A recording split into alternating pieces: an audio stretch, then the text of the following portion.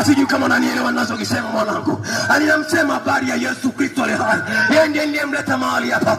Ambaye akigusa maisha yako, sikiliza nikwambie, huo msiba bye bye. Akiagusa maisha yako, hiyo HIV bye bye. Akiagusa maisha yako, hiyo dhambi inakutesa bye bye. Akiagusa maisha yako, hiyo malaria, hiyo UTI sugu, sijui ni eneo gani ambalo unateseka.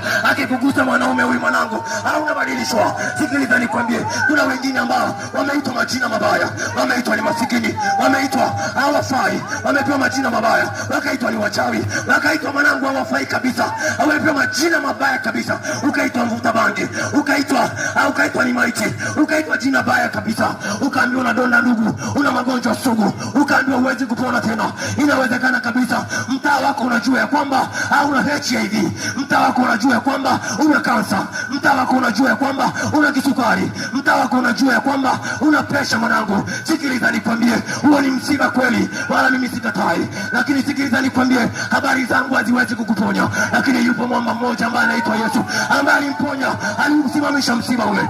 Sikiliza nikwambie, yule maiti aliyekuwa anachukuliwa akasimama mwanangu, akawa ni mzima. Hata wewe jioni ya leo